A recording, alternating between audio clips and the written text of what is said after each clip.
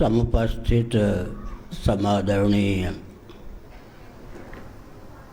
श्री मुलुक पीठाधीश्वर महाभाग भगवत स्वरूप संत वृंद, विद्वद वृंद एवं भक्तिमती माताओं,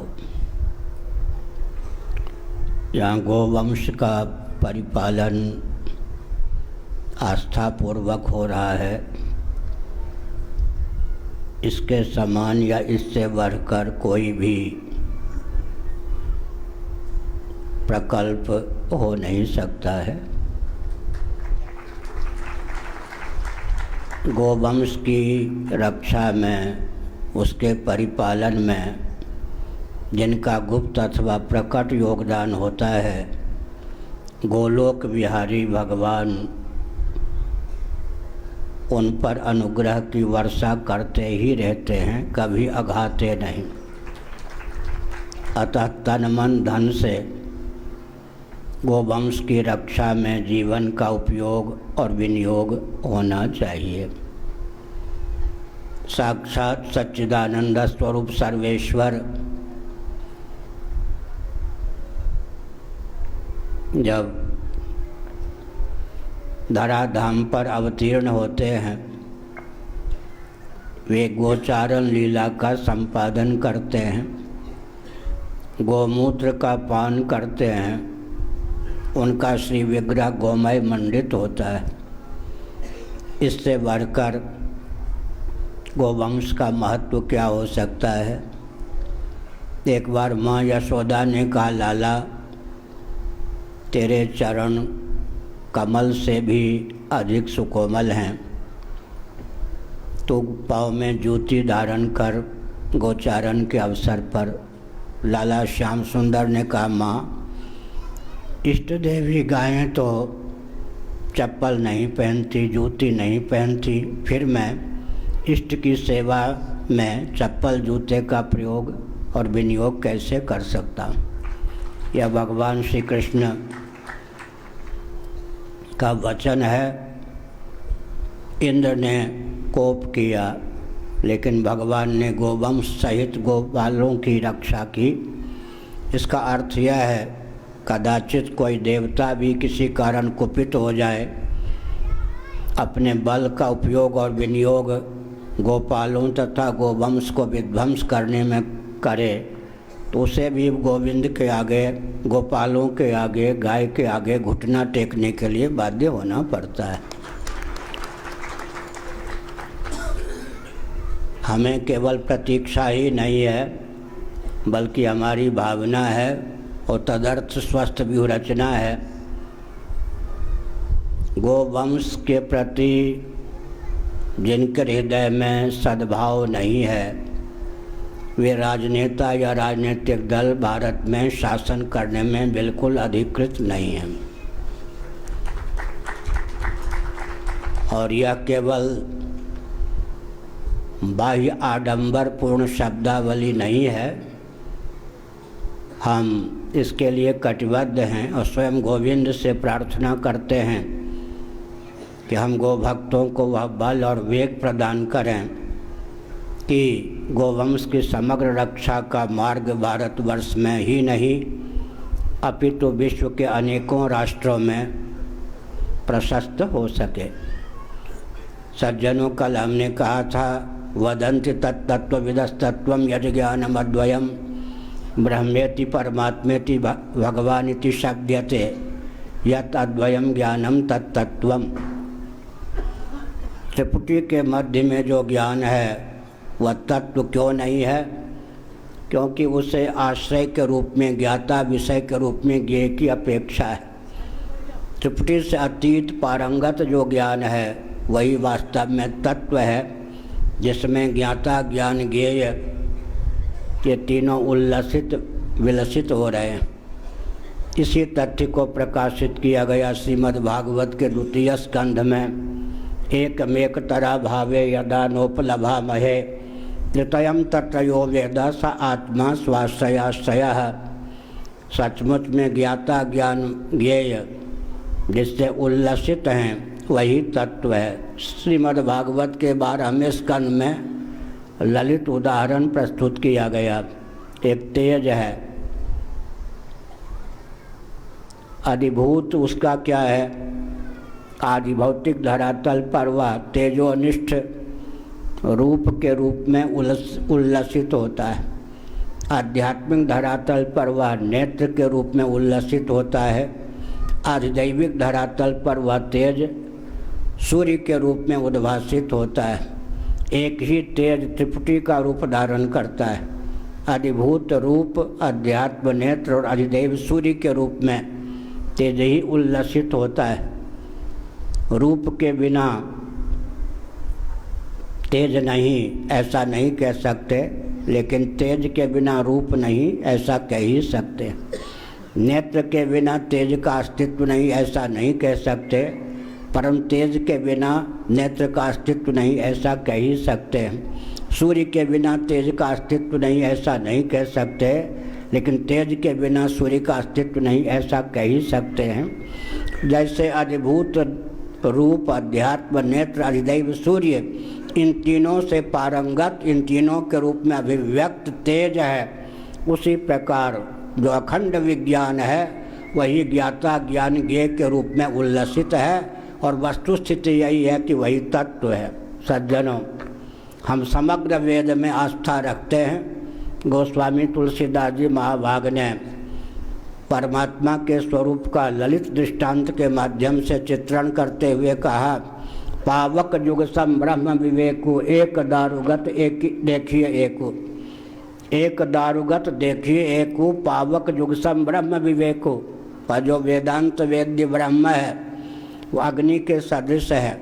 एक आग वह है जो दारुगत है, काष्ठगत है, जिसे नेत्रों से निहारा नहीं जा सकता, जिसकी अर्थक क्रियाकारिता विशेष रूप से चरितार्थ नहीं है, लेकिन उसका अस्तित्व अवश्य मान्य है। अगर अव्यक्त रूप से दारू में अग्नि की विद्यमानता न हो तो कोटि कोटि यांत्रिक मांत्रिक तांत्रिक विधाओं का आलंबन लेकर कोटि कोटि कल्पों में भी कोई उसे व्यक्त न कर सके। अतः फलवल कल्प है कि दारू में अग्नि का सन्निवेश है, वह अव्यक्त है, लेकिन घर्षण के द्वारा वही अग्नि तत्व दाहक प्रकाशक होकर उल्लसित होता है। उसकी विशेष अर्थक क्रियाकारिता चरितार्थ होती है। अग्नि को प्रज्वलित करके उसे तापिए, उसका सेवन कीजिए। उष्णता की प्रगल्भता के प्रभाव से शीत के चपेट से बच जाएंगे, प्रकाश की प्रगल्भता के प्रभाव से अंधकार में भटकने से बच जाएंगे। इसी प्रकार हम सनातन धर्मी वेदों में आस्थान्वित हैं। भगवान को हम व्यक्त भी मानते हैं, अव्यक्त भी मानते हैं, सगुण भी मानते हैं, निर्गुण भी मानते हैं, साकार भी मानते हैं, निराकार भी मानते हैं। बल्कि बीच की एक और घाटी है। जैसे विद्युत है, तत्वतः वह जल स्थल नभ में विद्यमान निर्गुण निराकार है। विद्युत का तात्विक स्वरूप निर्गुण निराकार है। निर्गुण किसे कहते हैं?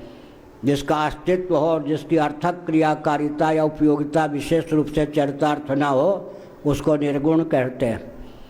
और नेत्रों से निहारा न जा सके, नेत्रों का विषय हो, उसे निराकार कहते हैं।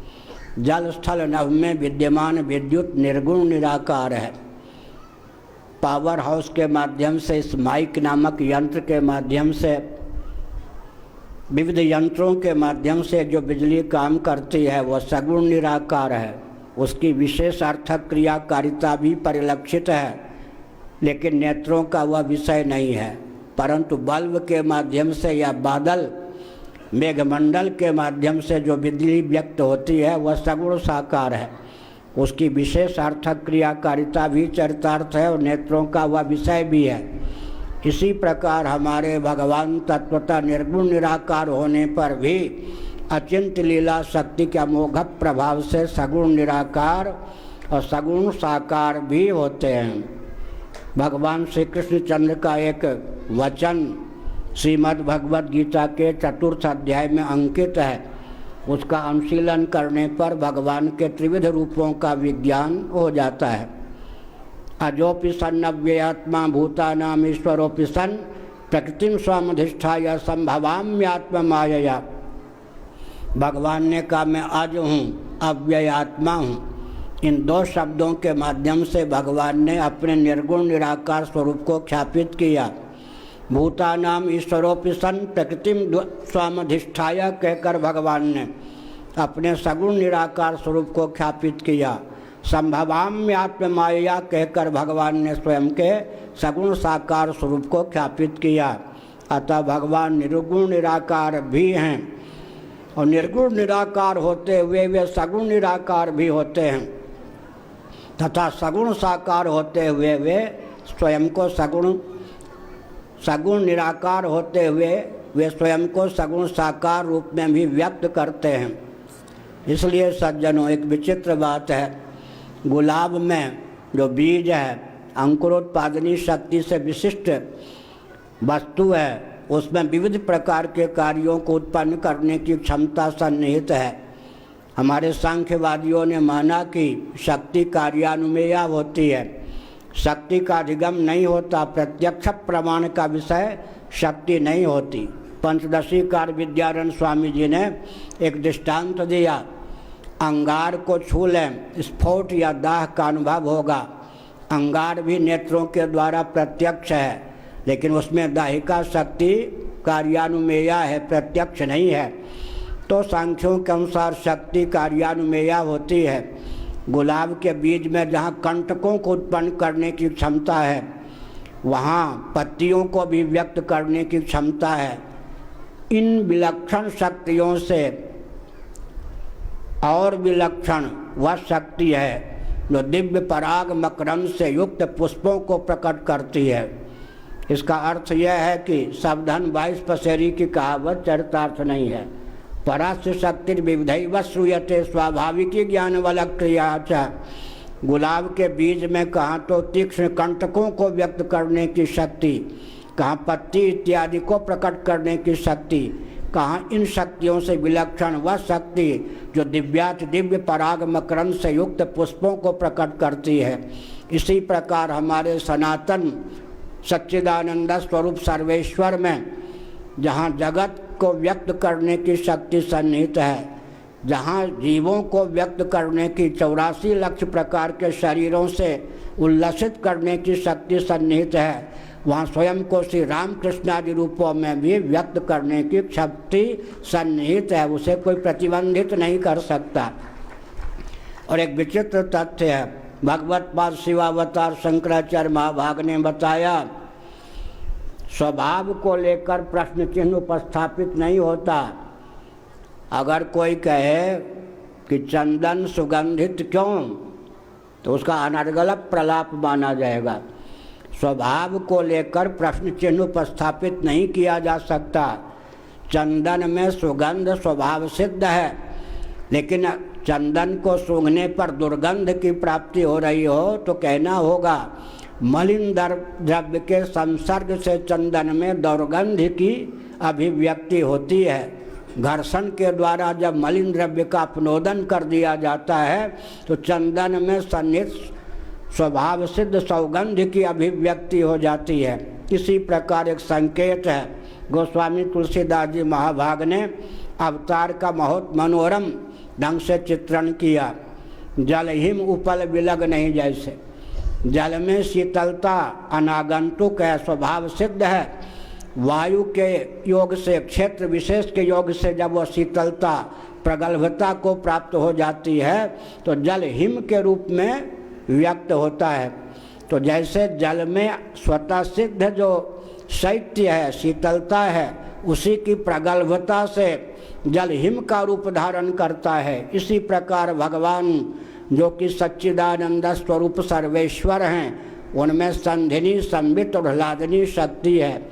जब किसी एक शक्ति का उल्लास विलास अधिक होता है तब भगवान का सत प्रधान चित प्रधान अथवा आनंद प्रधान अवतार होता है। इसीलिए पांचरात्र आगम के मनीषियों ने कहा आनंद मात्र करपाद मुखोदर आदि, भगवान के अंग प्रत्यंग साक्षात आनंद स्वरूप ही सिद्ध होते हैं। गोस्वामी तुलसीदास जी महाभाग ने कहा चिदानंदमय देह तुम्हारी विगत विकार जान अधिकारी। सज्जनों, समय की सीमा में हम एक संकेत कर दें। अवतार के प्रति सहिष्णुता का भाव उत्पन्न होना चाहिए। अवतार की अपूर्वता क्या है? क्या वैशेषिक भगवान का अवतार मान सकते हैं? नहीं मानते, ना मान सकते हैं। क्या नैयायिक भगवान का अवतार मान सकते हैं? नहीं मान सकते। इसी प्रकार से क्या शेश्वर सांख्यवादी योगी भगवान का अवतार मान सकते हैं? नहीं मान सकते। हमारे दयानंद स्वामी के अनुयायी सत्यार्थ प्रकाश के अनुसार क्या भगवान का अवतार मान सकते हैं? नहीं मान सकते। इसी प्रकार बाइबल और कुरान की सीमा के जो ईश्वर, वो भी क्या अवतार ले सकते हैं? साक्षात नहीं ले सकते। तो वेदांतों में अवतारवाद एक अपूर्व सिद्धांत है। किनके भगवान साक्षात अवतीर्ण होते हैं? जिनके भगवान जगत बनाने वाले ही नहीं अपितु जगत बनने वाले भी हैं। आधुनिक शब्दों में मेकर और मैटर दोनों हैं। वैदिक शब्दों में अभिन्न निमित्तोपादान कारण हैं। उन्हीं के भगवान साक्षात अवतीर्ण हो सकते हैं। अवतार के प्रति इतनी आस्था होनी चाहिए। यह माइक नामक यंत्र है। किसी ज्ञानवान, इच्छावान, प्रयत्नवान, चेतन, यांत्रिक मैकेनिक ने प्लास्टिक और लोहा नामक मैटर को इस माइक नामक यंत्र का रूप प्रदान किया होगा। जो ज्ञानवान, इच्छावान, प्रयत्नवान, चेतन, यांत्रिक किसी मैटर, धातु या पदार्थ को कार्य का रूप प्रदान करता है, उसे उस कार्य का निर्माता अर्थात केवल निमित्त कारण मात्र कहा जाता है। और जो मैटर, धातु या पदार्थ कार्य के रूप में उल्लसित, विलसित या परिणत होता है, उसका नाम उपादान कारण होता है। जिस यांत्रिक ने इस माइक नामक यंत्र को बनाया, उसमें माइक नामक यंत्र बनाने की क्षमता सन्निहित थी, लेकिन माइक बनने की क्षमता सन्निहित नहीं थी। और जिस प्लास्टिक, लोहा नामक मैटर, धातु या पदार्थ ने इस माइक नामक यंत्र का रूप धारण किया, उसमें माइक बनने की क्षमता सन्निहित थी, माइक बनाने की क्षमता सन्निहित नहीं थी। इसी प्रकार अन्य ईश्वरवादियों में जगत को बनाने की क्षमता सन्निहित होने पर भी जगत बनने की क्षमता सन्निहित नहीं है। लेकिन वेदों का उद्घोष है, तदैक्षत सईक्षण चक्रे शोकामयत तदात्मानं स्वयं अकुरुत बहुश्याम सर्वम खलुदम ब्रह्म। और तुलसीदास जी से पूछिए, जय सृष्टि उपाय त्रिविधि बनाई संग सहाय न दूजा। भगवान स्वयं ही जगत बनाने वाले और जगत बनने वाले भी हैं। इसलिए सर्वज्ञ शिरोमणि कृष्णद्वैपायन भगवान वेदव्यास जी ने ब्रह्मसूत्रों के माध्यम से बताया, प्रकृतिश्च प्रतिज्ञा दृष्टान्तानुपरोधात्। प्रकृति का अर्थ होता है उपादान। हमारे सच्चिदानंद स्वरूप सर्वेश्वर जगत के न केवल निमित्त अपितु प्रकृति अर्थात उपादान कारण भी है। क्योंकि श्रुतियों ने एक विज्ञान से सर्व विज्ञान की प्रतिज्ञा की है, उस प्रतिज्ञा की पूर्ति के लिए तदनुकूल दृष्टांतों को भी प्रस्तुत किया है। इसलिए श्रीमद् भागवत से पूछिए, भगवान श्री कृष्णचंद्र का उद्धव जी के प्रति उद्घोष है, आत्मैव तदिदं विश्वम सृजते सृजति प्रभु त्रायते त्राति विश्वात्मा ह्रियते हरतीश्वरः। बहुत मनोरम, हम लोगों को आह्लादित करने वाला भगवान श्री कृष्णचंद्र का यह संदेश और उपदेश है। सज्जनों, सर्जनहार और सृज्य, पंजाबी टोन में कहेंगे तो सर्जनहार और सृज्य दोनों भगवान, पालक और पाल्य दोनों ही भगवान हैं, संहारक और संहार के विषय समृत होने वाले दोनों ही भगवान हैं।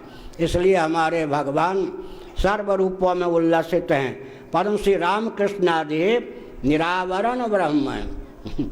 हम आप जो हैं सावरण ब्रह्म हैं। घटपटादि भी ब्रह्म, सूर्य चंद्रादि भी ब्रह्म और श्री रामकृष्ण आदि भी ब्रह्म, दोनों ब्रह्म में अंतर है। श्री रामकृष्ण आदि साक्षात निरावरण ब्रह्म हैं। जीवों को जो शरीर प्राप्त होता है अविद्या काम कर्म के द्वार से, लेकिन भगवान तो निज इच्छा निर्मित तनु माया गुण गोपार। वे अपनी इच्छा से विशुद्ध सत्वमयी योग माया के योग से स्वयं को सर्व रूपों में व्यक्त करते हैं। 5-7 मिनट में एक संदेश देना हम उचित समझते हैं। कोई भी शक्ति चमत्कृति से संपन्न होती है। शक्ति की विशेषता क्या होती है? अपने आश्रय शक्तिमान को अपनी विद्यमानता से सद्युति नहीं होने देती। अपने कोटि कोटि क्रियाकलापों से भी अपने आश्रय शक्तिमान को सद्बुद्धि नहीं होने देती। मिट्टी में स्निग्धता नाम की शक्ति होती है, उस शक्ति को लेकर मिट्टी कभी सद्बुद्धि नहीं होती। और उस शक्ति के विलास कोटि कोटि घटों को लेकर भी शक्ति के आश्रय शक्तिमान को वह शक्ति सद्बुद्धि नहीं होने देती। इसका मतलब क्या है? शक्ति की लोकोत्तर चमत्कृति है कि शक्तिमान को अपनी विद्यमानता से और अपने विविध कार्यों की विद्यमानता से भी सद्बुद्धि नहीं होने देती। इसलिए यद ज्ञान मद्वयम, तो हमको अपने भगवान पर विश्वास होना चाहिए, गर्व होना चाहिए। कल हमने संकेत किया, धामनिष्ठ मनुष्यों का कहना है विपिन राज सीमा के बाहर हरिहू को न निहार। आप श्रीधाम वृंदावन की परिक्रमा कर रहे हो, 84 कोस की नहीं, केवल श्रीधाम वृंदावन की, माठ गांव आदि की ओर हाव भाव भंगिमा से साक्षात श्री कृष्णचंद्र परमानंद कंस सुधा सिंधु मदन मोहन आपकी दृष्टि को अपनी ओर कर्षित कर रहे हो। आप हरिहू को न निहार। एक बार मीठे स्वर में कह दीजिए, नंद नंदन श्याम सुंदर छैल छबीले नटनागर, आपको कदाचित दर्शन ही देना है तो इत आ जाइयो। वृंदावन की सीमा की अवधि में, वृंदावन की सीमा में आकर दर्शन दें, क्योंकि धाम जो होता है वो धामी का अभिव्यंजक संस्थान होता है। इसलिए हमारे ब्रजवासियों ने कहा श्री कृष्णचंद्र भी 5 प्रकार के, श्री कृष्ण तत्व एक है, अभिव्यंजक संस्थान के योग से अभिव्यंग की अभिव्यक्ति में तारतम्य होता है। इसी जैसे बल्ब और बादल ये विद्युत का अभिव्यंजक संस्थान है, लेकिन इनके तारतम्य से विद्युत की अभिव्यक्ति में तारतम्य है। एक श्री कृष्ण है द्वारकाधीश, वहाँ ऐश्वर्य की प्रगल्भता है। दूसरे श्री कृष्ण है मथुराधीश, वहाँ भी ऐश्वर्य है। तीसरे श्री कृष्ण गोचारण लीला का संपादन करने वाले ब्रजमंडलाधीश श्री कृष्ण, वहाँ भी सखाओं को सुलभ हैं, सखियों को वहाँ सुलभ नहीं होते। गाय को सुलभ हैं, बछड़े को सुलभ हैं, सखियों को सुलभ नहीं। एक श्री कृष्ण है निकुंज मंदिराधीश, श्री राधा सुधा निधि, श्री जयदेव जी के गीत गोविंदम का अनुशीलन कीजिए। और 5वें श्री कृष्ण हैं निभृत निकुंज मंदिराधीश श्री कृष्ण, वहाँ केवल श्री राधा रानी विश्वानंदिनी निभृत निकुंजेश्वरी के अतिरिक्त अन्यों का प्रवेश नहीं है। इसलिए एकं ज्योतिरभूद्वेधा राधा माधव रूपकम, तस्मात् ज्योतिरभूद्वेधा राधा माधव रूपकम, सम्मोहन तंत्र ही नहीं ऋग्वेद का परिशिष्ट भी है। ये बहुत ऊंची बात। जैसे हमारे श्री जगन्नाथ जी का स्वरूप वैभव केवल स्कंद पुराण आदि में सन्निहित नहीं, ऋग्वेद के 10वें मंडल में और परिशिष्ट में श्री जगन्नाथ जी को लेकर उन्हें दारु ब्रह्म कहने वाली 2 ऋचाएँ हैं। हमारे श्री जगन्नाथ जी का वर्णन यशोगान 2 मंत्रों के माध्यम से ऋग्वेद ने किया है। इसी प्रकार तस्मात् ज्योतिरभूद्वेधा राधा माधव रूपकम, एकं ज्योतिरभूद्वेधा राधा माधव रूपकम, ये सम्मोहन तंत्र और ऋग्वेद का परिशिष्ट कहता है। वेदांत वेद्य एक ही जो तत्व है, ज्योति है, वही अचिंत्य लीला शक्ति के ओर से राधा माधव दोनों रूपों में अभिव्यक्त है। इसलिए दोनों कौन हैं? दोनों भ्रमर हैं। और दोनों कौन हैं? पंकज हैं। दोनों चकोर हैं, दोनों चांद हैं। प्रिया प्रियतम में वही न चिन्हारी, एक दूसरे को जान भी नहीं पाते। राधा रानी श्री कृष्णचंद्र का ध्यान करते करते श्री कृष्ण हो जाती हैं। श्री कृष्णचंद्र परमानंद कंस सुधा सिंधु मदन मोहन, राधा रानी वृषभानुनंदिनी निभृत निकुंजेश्वरी का ध्यान करते करते राधा हो जाते हैं। कौन सचमुच में राधा हैं? आदि राधा कौन, आदि श्री कृष्ण कौन, यह कह पाना कठिन है। दूसरी बात बहुत नहीं बढ़ाएंगे, कथा तो आपको कहनी है। दूसरी बात क्या है सज्जनों? भई न चिन्हारी, प्रिया प्रियतम में भई न चिन्हारी। इसका अर्थ क्या है? राधा रानी श्री कृष्ण को बिल्कुल नहीं जानती, श्री कृष्ण राधा रानी को बिल्कुल नहीं जानते। इसका अर्थ क्या होता है? जो सावयव पदार्थ है प्रतिक्षण परिवर्तनशील है, घटपट आदि जलधारा शरीर, उसको लेकर खंडन खंड खाद्य के अनुसार प्रतिविज्ञा भ्रमात्मिका है, क्योंकि प्रतिक्षण परिवर्तनशील है। यही वह दीप कलिका है, यही वह यमुना की धारा है, यही वह शरीर है, ऐसा नहीं कह सकते। प्रतिक्षण परिवर्तनशील है। जहाँ सावयव पदार्थ होता है वहाँ प्रतिक्षण परिवर्तनशीलता के कारण प्रतिभिज्ञा ब्रह्मात्मिका होती है। लेकिन यहाँ राधा कृष्ण को लेकर प्रतिभिज्ञा क्यों नहीं चरितार्थ? हमारे पूज्य गुरुदेव धर्म सम्राट स्वामी श्री करपात्र महाभाग कहा करते थे, एक बार भगवान श्री विष्णु परात्पर पुरुषोत्तम श्रीमन नारायण का यशोगान सुनकर सनकादि अप्रत्याहत गति होने के कारण वैकुंठ पहुँच गए। भगवान स्वयं अगवानी के लिए नहीं आए, उन्होंने उनके अंतर्निहित भाव को परख कर श्री लक्ष्मी जी को भेज दिया। लक्ष्मी जी ने स्वागत किया, सम्मान किया, कहा कहिए बाल गोपालो, पूर्वजों के भी पूर्वज, कहिए आपके आगमन का प्रयोजन। उन्होंने कहा एक प्रश्न लेकर आया हूँ। हाँ, क्या प्रश्न है आपका? आप भगवान श्रीमन नारायण के पुरुषोत्तम के चरण कमलों का संवाहन करती रहती हैं, उन्हें चापती रहती हैं। आपको लगता है कि आपके हस्तारविंद कहीं चुभ ना जाएं?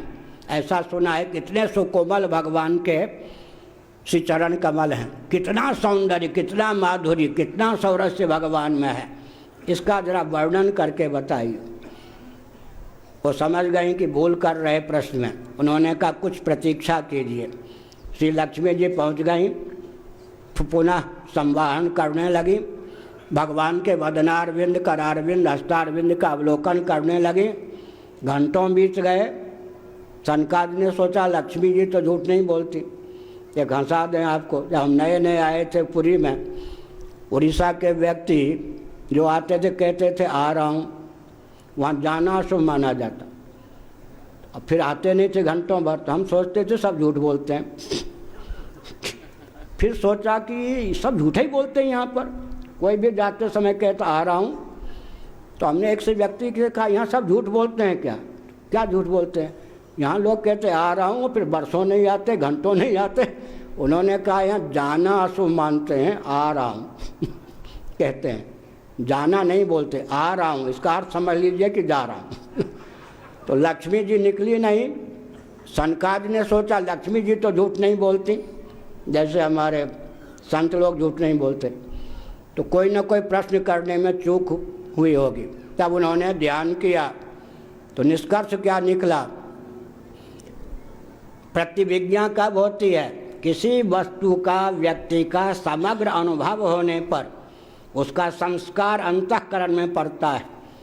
उद्बोधक सामग्री के योग से वो संस्कार उद्बुद्ध होता है, फिर स्वयं देवदत्ता है। इस प्रकार प्रतिविज्ञा होती है। पूर्व दृष्टि का सम्मुख दर्शन करने पर प्रतिविज्ञा होती है, स्वयं देवदत्ता। अब भगवान का शरीर क्या है? वो कोई सावयव तो नहीं है ना। प्रतिक्षण प्रतिक्षण उसमें अद्भुत सौगंध इत्यादि की इतनी प्रतिष्ठा है कि कोई व्यक्ति समग्र अनुभव कर ही नहीं सकता। जब समग्र अनुभव नहीं होगा तो संस्कार का आदान होकर फिर प्रतिविज्ञा की सिद्धि कैसे होगी? इसलिए अब तक के प्रवचन का सारांश क्या निकला? श्री चैतन्य महाप्रभु ने बताया चेतो दर्पण मार्जनम श्री कृष्ण संकीर्तनम। गोस्वामी जी ने कहा निज मन मुकुर सुधार। यहाँ भी एक रहस्य है। गौड़ी संप्रदाय के संत महात्मा ध्यान दें, और हमको तो बहुत मानते हैं गौड़ी संप्रदाय वाले, सबसे ज़्यादा साथ आप तो दे ही रहे।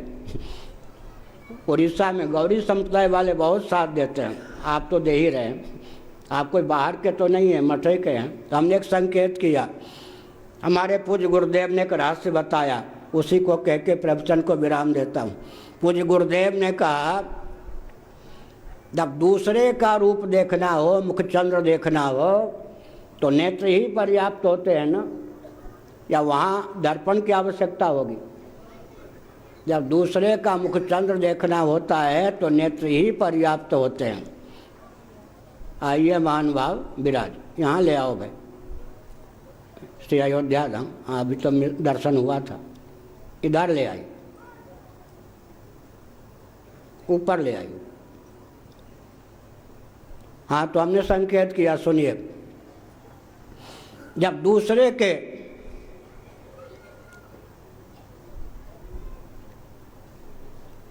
बहुत सौभाग्यशालियों के कान इतने लंबे होते हैं।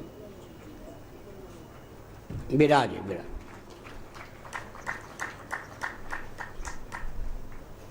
हाँ, दूसरे का रूप देखना हो, मुखचंद्र देखना हो तो नेत्र ही पर्याप्त होते हैं सज्जनों, लेकिन कहीं अपना ही मुखचंद्र देखना हो तो नेत्र ही पर्याप्त नहीं होते, दर्पण की भी अपेक्षा होती है।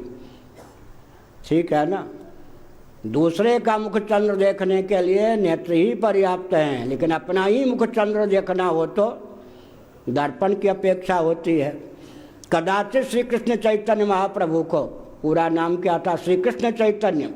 कदाचित श्री कृष्ण चैतन्य महाप्रभु को गोस्वामी तुलसीदास जी को कमनीय वर्णी श्री रामभद्र, श्री कृष्णचंद्र परमानंद कंस सुधा सिंधु मदन मोहन अपने से भिन्न केवल आत्मी ही मान्य होते, साक्षात आत्मा स्वरूप न मान्य होते तो उनके दर्शनों के लिए केवल नेत्र का वर्णन करते, दर्पण का वर्णन नहीं करते।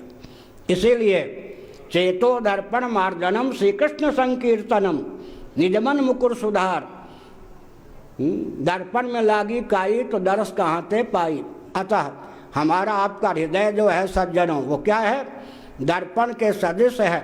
इसलिए श्रीमद् भागवत का ललित श्लोक तितिक्षु ब्राह्मण भिक्षु गीतम के अनुसार दानम स्वधर्मो नियमो यमश्च सुतम च कर्माणि च सद्व्रतानि सर्वे मनो निग्रह लक्षणान्ताः परो ही योगो मनसत् समाधि। मन निर्मल और निश्चल दर्पण के सदृश हो जाए तो परमात्मा जो साक्षात प्रत्यगात्मा अंतरात्मा होकर विद्यमान है, स्फुट रीति से उनकी अभिव्यक्ति हो। अंत में सज्जनों, सहिष्णुता की अभिव्यक्ति के लिए एक दृष्टांत देता हूँ। स्वप्नावस्था में हमको आपको स्वप्न के व्यवहार का संपादन करने के लिए एक शरीर मिलता है, एक शरीर मिलता है ना। इस शरीर की पहुँच तो स्वप्न जगत पर है नहीं, स्वप्न जगत में इस शरीर की पहुँच है ही नहीं। स्वप्नावस्था में व्यवहार संपादन के लिए एक शरीर मिलता है। वो शरीर क्या होता है? स्वप्नावस्था की मीमांसा क्या है? आत्म चैतन्य से अधिष्ठित अर्धनिद्रित मन कर्मेंद्रियों ज्ञानेंद्रियों के सो जाने पर वासना और निद्रा दोष की प्रगल्भता के वशीभूत होकर जब ग्राह्य ग्राहक भाव के रूप में परिणत हो, सधी स्वप्नो भूत्वा अत्रायम पुरुष स्वयं ज्योतिर्भवति, इन श्रुतियों के आधार पर सिद्ध होता है कि तब स्वप्नावस्था की प्राप्ति होती है। आत्म चैतन्य से अधिष्ठित अर्धनिद्रित मन कर्मेंद्रियों और ज्ञानेंद्रियों के सो जाने पर वासना की प्रगल्भता और निद्रा दोष के वशीभूत होकर जब स्वयं ही ग्राह्य ग्राहक भाव के रूप में उल्लसित होता है, तब स्वप्नावस्था की प्राप्ति होती है। अब स्वप्नावस्था में जो हमको आपको शरीर प्राप्त होता है वो बाहर का नहीं, स्वप्नावस्था का ही कोई आतंकवादी आकर के उस शरीर पर निशाना कर दे, ठाई कर दे तो रक्त की धारा अप्लावित होती हुई दृष्टिगोचर होगी या नहीं। इसको भगवत पाद शंकराचार्य महाभाग ने क्या कहा? चक्षुर्बंध, दृष्टिबंध। अब विचार करने की आवश्यकता है कि स्वप्नावस्था का जो शरीर होता है वो तो मनोमय होता है, मन सप्त धातुमय है नहीं। अतः स्वप्नावस्था में जो अंतश्चिंतित वपु वृंदावन की उपासना का गुप्त शब्द है जो हम लोगों को मालूम है। भगवत पाद शंकराचार्य कहते विद्वत काय विशिष्ट होते हैं। कौन? जीवन मुक्त। यह वृंदावन वाले कहते अंतश्चिंतित वपु, गुरुदेव के द्वारा प्राप्त मंजरी या सखा शरीर की भावना करते करते करते करते जब वह भाव शरीर परिपक्व हो जाता है जिससे ठाकुर प्रिया प्रीतम की आराधना करते हैं, उसका नाम है अंतश्चिंतित वपु। तो स्वप्नावस्था में व्यवहार संपादन के लिए हमको आपको जो शरीर प्राप्त होता है वह सब तो धातुमय नहीं होता, लेकिन सदा तद्भाव भाविता इस सिद्धांत के आधार पर हमको भ्रम होता है कि स्वप्न के शरीर से रक्तस्राव हुआ। तो जब हमको आपको भी एक स्वप्न में व्यवहार साधन के लिए ऐसा शरीर प्राप्त होता है जो सप्त धातुमय होता है तो भगवान के हमसे अधिक गुजरे हैं। भगवान तो भगवान ही है ना। हमको तो स्थूल सूक्ष्म शरीर की प्राप्ति कर्म फल रूप में है, भगवान तो कर्म फल से अतिक्रांत है अनादिकाल से। हमको आपको भी व्यवहार संपादन के लिए मनोराज्य में स्वप्न में असप्त धातुमय शरीर की प्राप्ति होती है। और सांख्य की दृष्टि से अगर विचार करें, वैशेषिक और न्याय की दृष्टि से विचार करें तो मन अभौतिक नहीं है। हम वेदांतियों की दृष्टि से मन भौतिक होता है। छांदोग्योपनिषद और पैंगलोपनिषद आदि के अनुसार लेकिन सांख्य की दृष्टि से, वैशेषिक की दृष्टि से, योग की दृष्टि से, न्याय की दृष्टि से विचार करें तो मन अभौतिक है। ऐसी स्थिति में स्वप्नावस्था में जो मनोमय विग्रह की हमको आपको प्राप्ति होती है, जिससे हम स्वप्न के व्यवहार का संपादन करते हैं, वह असप्त धातुमय ही विग्रह नहीं होता, अभौतिक भी होता है।